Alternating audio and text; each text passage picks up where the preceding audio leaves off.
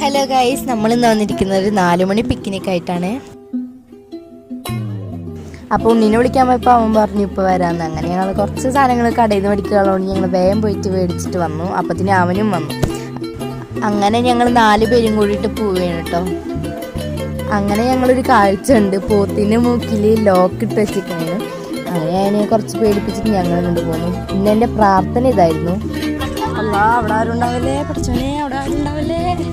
എന്റെ പ്രാർത്ഥന കേട്ടോണ്ടോന്നറിയില്ല, അവിടെ ഫുള്ള് കടയുണ്ട് ഗൈസ്. പോസ്റ്റ് അങ്ങനെ 1ാമത്തെ പ്ലാനിനോട് ടാറ്റയും പറഞ്ഞ് 2ാമത്തെ പ്ലാനിലേക്ക് കടക്കുകയാണ് ഗൈസ്. അതാണെങ്കിൽ അടിപൊളിയായിരുന്നു. അങ്ങനെ ഞങ്ങളെ ഫുഡൊക്കെ നിലത്ത് വെച്ചിട്ട് ഫുൾ സെറ്റ് ചെയ്യുന്നു ഗൈസ്. 20 രൂപയ്ക്ക് ഇത്രയും ഫില്ലിംഗ് ആയിട്ടുള്ളൊരു ബന്ന് കിട്ടും. എൻ്റെ അടുത്ത് വന്നാൽ മതി. അതിന് അടിപൊളി ടേസ്റ്റ് ആയതുകൊണ്ട് എല്ലാവരും എൻ്റെ നിരത്തി എൻ്റെ മടിയിൽ വെച്ചിരിക്കുന്നു. എൻ്റെ ഉണ്ണി കിടന്ന് കഷ്ടപ്പെട്ട് കഴിക്കണ കാണുമ്പോഴേ എനിക്ക് തോന്നുന്നില്ലേ.